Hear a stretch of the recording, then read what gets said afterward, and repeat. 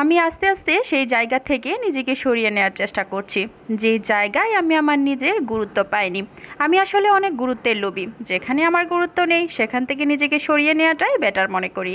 আসসালামু আলাইকুম এভরিওয়ান। আমার মেয়ের একটা পছন্দের খাবার হচ্ছে মোমো। ডিএসএসে গেলেই আমার মেয়ে প্রথমে মোমো খাবে। আমরা প্রথমে মোমো অর্ডার করে অন্যান্য কেনাকাটা করি, তার ভিতরে মোমো হয়ে যায়। এদিকে বাসার অবস্থা তো করুণ হয়ে আছে, আমরা যেয়ে মোমো খাচ্ছি, কি একটা অবস্থা দেখুন। বাসার এই অবস্থা রেখে বাইরে যেয়ে মোমো খেতে কি আর ভালো লাগে, কিন্তু কি আর করা, আমার মেয়ের তো মোমো পছন্দ, তার জন্য যেতেই হবে।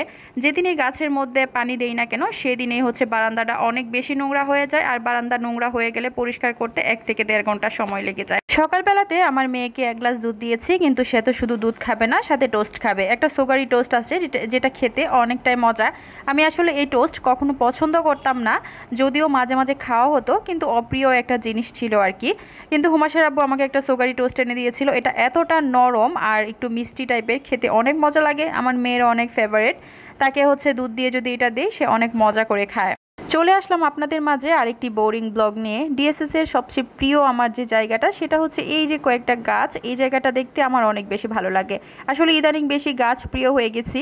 বাহিরে যদি যাই, মেহমেদ তো কোনো কথাই নাই, কোনো কান্নাকাটি করবে না যদি একটা কাজ আমরা করতে পারি। একটা বোতল তার হাতে যদি ধরিয়ে দেই সেইটা নিয়ে বসে থাকবে।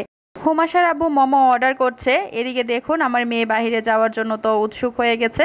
সবসময় বাহিরে গেলে আমার মেয়েকে কেটসগুলো পরিয়ে দেয় হুমাশার আব্বু, যদি থাকে আর কি, আর যদি সে না থাকে তাহলে তো আমাকেই পরিয়ে দিতে হয়। হুমাশার আব্বু না থাকলে আমি তেমন একটা বাহিরে যাই না। 2 বাচ্চা নিয়ে আসলে বাহিরে যাওয়া অনেকটা কঠিন। অনেকটা কঠিন মানে অনেকটাই কঠিন, যাদের বাচ্চা আছে তারা বুঝবে এই ব্যাপারটা।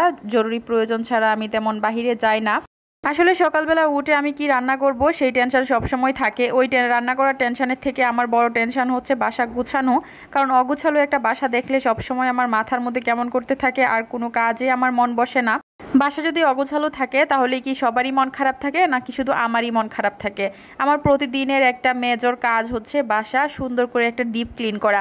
আমি জানি না, এটা অনেকেই হচ্ছে বলে যে সপ্তাহে 1 দিন বা 15 দিনে 1 দিন ডিপ ক্লিন করতে হয়, কিন্তু আমার প্রতিদিনই করতে হয়। এটা কি হচ্ছে আমার মাথার মধ্যে একটা মাইন্ড সেট আপ হয়ে গেছে, নাকি একটা রোগে পরিণত হয়ে গেছে, সেটা আমি বুঝতে পারছি না। মানে পরিষ্কার ছাড়া আমি থাকতেই পারছি না, এটা ইদানিং আরও বেশি অভ্যাসে পরিণত হয়ে গেছে।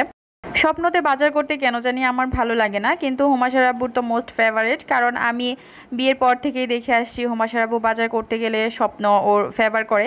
কিন্তু আমি ওকে সবসময় বলি যে হচ্ছে বাহির থেকে বাজার করতে। হুমাশার আব্বুর একটা শুধু হচ্ছে মাছ স্বপ্নতে মরা থাকে বলে, মানে বরফ দিয়ে রাখে বলে সে মাছ বাহির থেকে কিনে, কারণ বাহিরে একদম তাজা মাছ পাওয়া যায়।